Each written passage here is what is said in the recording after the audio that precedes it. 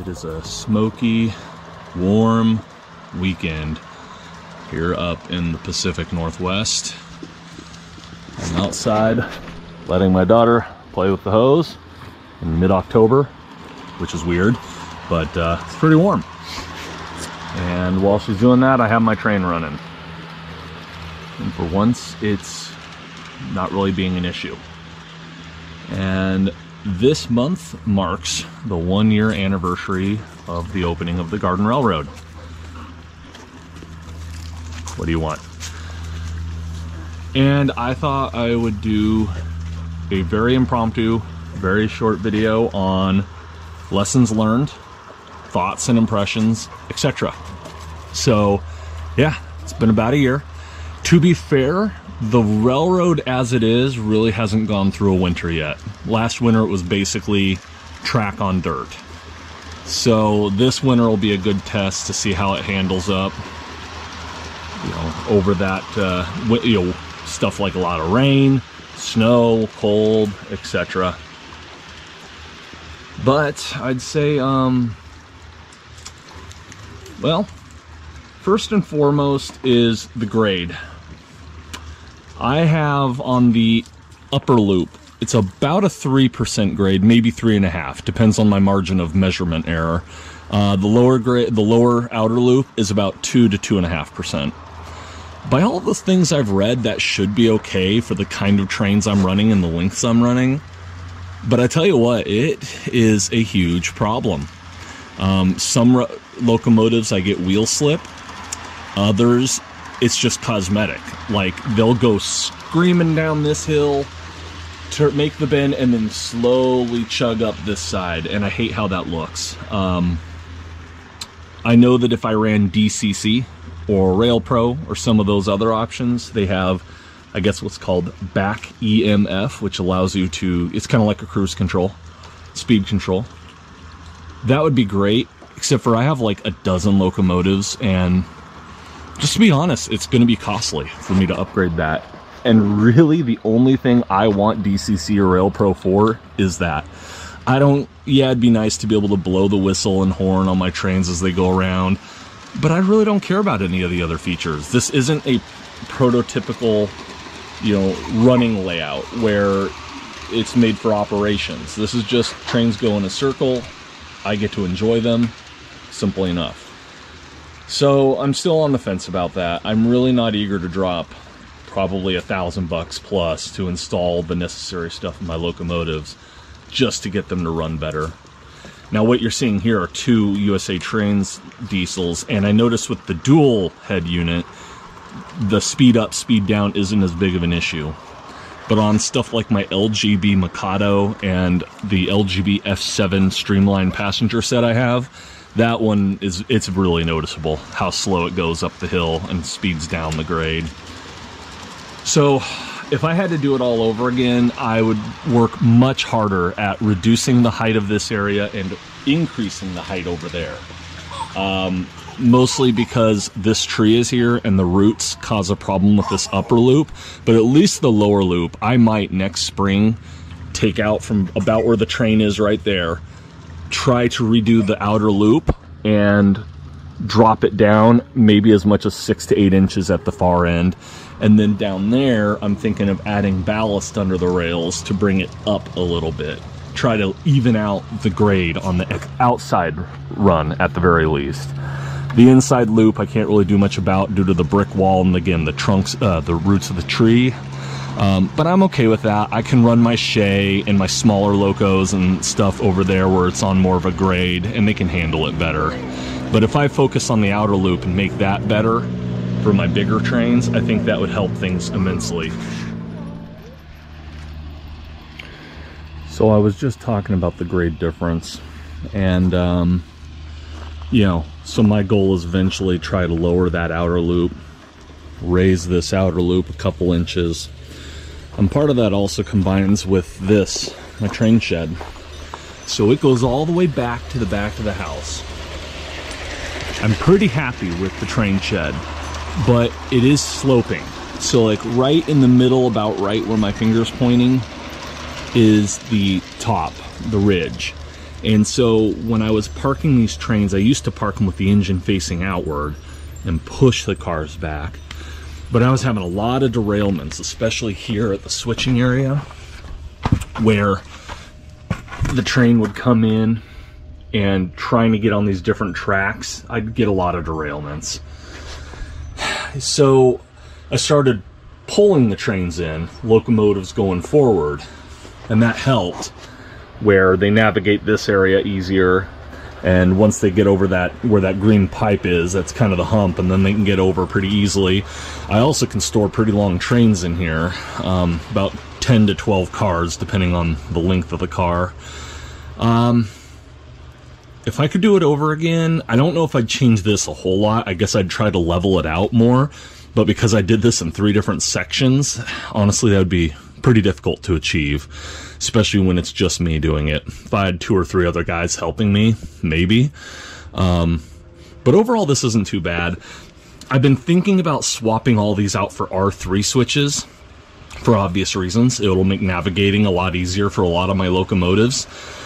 But by doing that, you lose length, because, you know, if these are all R3, now, you know, all these short tracks, or sidings, are going to be about a foot or 2 back from where they are right now, meaning the overall length of my trains I can store on here would be reduced.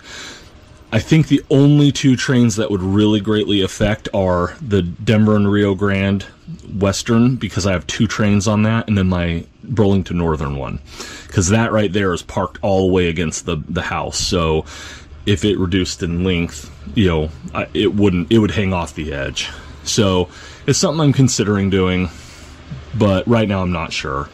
You guys might remember I wired this whole thing up so I could control it remotely from there, but just haven't got around to it yet. I mean, the wires are all there. Everything's there. I just need to take the board, which is ready to go, and plug it in.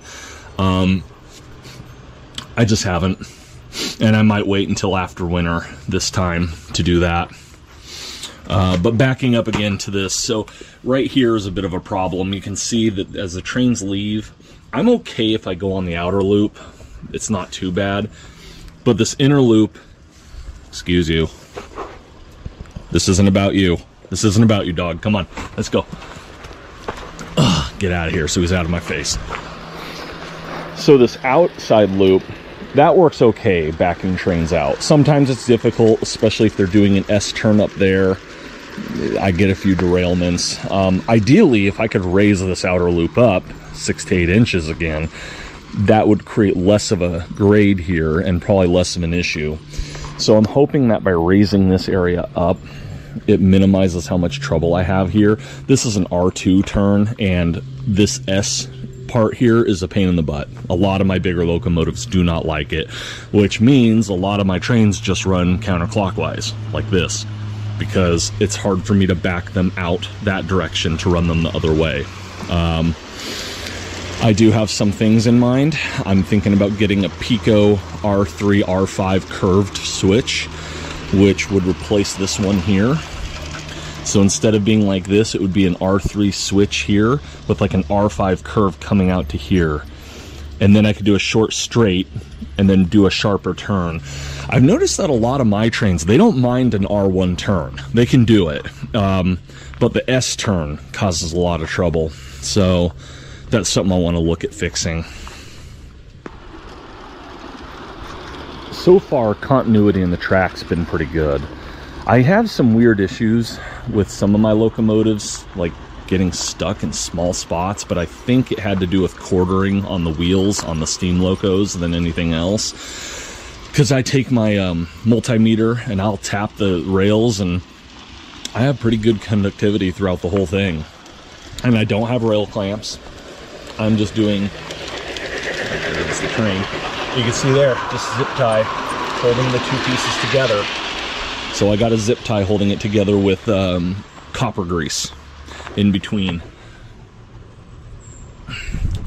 And honestly, so far I'm pretty impressed with it. You know, when I installed that, it was 45, 50 degrees. We got up to upper 80s, 90s over summer, and we're back now to the 60s. We'll see how it handles over winter, you know. I'm thinking it's going to be okay, but You know, in 5-6 months, I might be posting about how I'm buying rail clamps because I couldn't deal with it, but we'll see. I just wish rail clamps weren't so freaking expensive.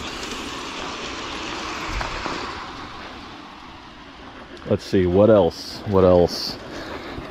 Points.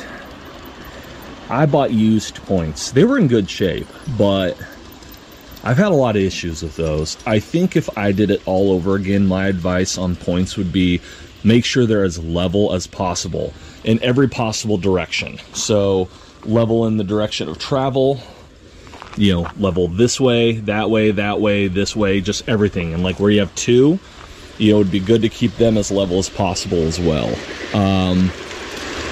I didn't think it would be a big deal to have it a little bit off here or there, but man, some of these trains really hate it if it's not perfectly level. So, you know, I don't know, I'd be even tempted to put a piece of brick down, slate, tile, piece of PVC wood, something underneath it just to make sure it's perfectly level, especially at the connectors, you know, where it joins the other tracks. Something else I want to try to do, this might be next year. As I mentioned, I'm going to try to replace that outer loop and fill this up. What I might do is also take this rock wall right here at this turn and pull it out a foot or two. This is an R2 turn right here. I would really like to do what I did up there, which is like R3, R3, R2, R2, R3, R3. So it's a little bit of a teardrop shape. It's not a full R3. I think that would be a bit too big because that would come out to like here, which would really minimize my path. But I think if I could expand that a bit just to make it a little bit more natural, that would be good. I'll take you up here so you can see what I mean. So the upper loop, that's an R2 loop. The bottom one, like I said, you can kind of see it's more of a teardrop shape. You know, comes here, turns, gets a little tight at the tip, and then levels out. And it works okay. All my locomotives don't care. I don't have any really, really big locomotives that necessitate the R3, and even if I did, that would make parking them in my train shed problematic. So I'd like to try and recreate something like that down here, give myself a little bit more room to play with. So yeah, I might be expanding this out a little bit here, little teardrop shape. We'll see, we'll see. So what are some of the things I like what I've done and that I'm happy with?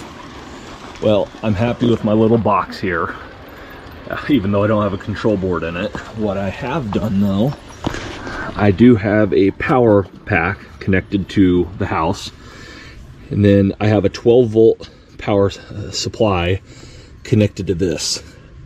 This is a photo sensor, so if I cover the sensor, it turns the lights on and off. And there's a dial on it so you can set how sensitive you want it to be. So I have it plugged in and set so it's just about the same as my landscape lighting, which is great because the landscape lighting kicks in within a minute or two of that, plus or minus. My lights on this building kick in, and then I can wire them all up using these servo splitters to power everything else. So you see that black line powers that building. Eventually I'm going to have a junction come off of that to that one. And then similarly, I have my little 3D printed pagoda, has its little candle light, and this little cabin light are both plugged in back there, which is where I have my landscape light pack. And that's nice. I like it. You know, I'm not worried about track power powering my buildings. It's just they illuminate when the nighttime comes on, whether I'm using my layout or not. They're LEDs, so it's using practically no energy over the course of a year. And that's been something I've appreciated. I'm more or less happy with the layout. I think it looks cool. I like some of the vegetation I put in, although I've been struggling because this is the north side of the house, finding stuff that I like that thrives. So like I planted this guy, he's dead. There was a plant I put there, it's dead. You know, I'm just trying to find what'll work. I mean, stuff like ferns, that works. I just don't really want nothing but ferns and stuff on my layout. That guy was a nesting evergreen, and it was doing great until about 2 weeks ago, and then it decided to look like the top of my head and go bald. I'm not sure how much of it is just inadequate light.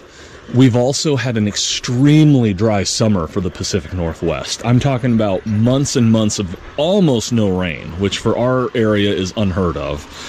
So I've been watering them manually, so I wouldn't think that's the issue, but who knows.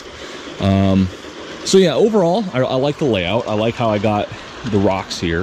I think that's a nice touch. You know, I got some plastic logs. My goal is eventually to make a little bit of a lumber yard here, just like a few lumberjacks and maybe another like barracks type thing. And I want to put a water tower back around here. I have one at my dad's place. I just need to bring it up here so I can utilize it. So yeah, overall it's nice. At night it looks great. You know, I have enough light here and have that spotlight, which helps if you want it. So overall, that's pretty cool. I'd really like to put a bridge on this project. A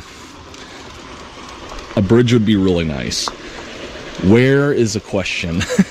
This is kind of an access spot here, so I don't, you know, I could just carve this out and do a bridge here, but that's someplace I walk a lot. I'm kind of thinking, what if I took the rocks out of here, the wall, I mean, and had this kind of like a little bit of a canyon face with just a bridge that went over it. But I'll be honest, I feel like I'm forcing it. You know, it doesn't really need it. There's no real natural spot for it. And at this point, I'm kind of just forcing it to be there. Same thing with a tunnel. Like, I could do a tunnel back here or over there, but I'm really forcing it at that point. And I think with how small my layout is, I just have to accept that there are limitations. And you just can't cram everything in there. So,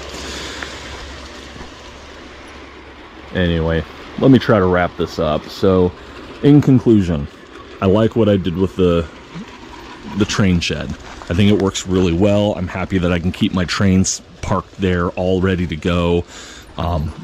You know, I don't like having to crawl under there, but it's a safe spot out of the rain. Should be insulated over winter. So that's nice. I wish I had some more space here to do a proper turn in and turn out to my train shed that let me back the locos out easier. The grade difference, I need to bring this area up and lower that area as much as I can. Yeah, I would say those are the big ones. Track conductivity is still good. We'll see how that is after winter. But overall, you know, I don't have a whole lot of regrets yet. So we'll see. We'll see.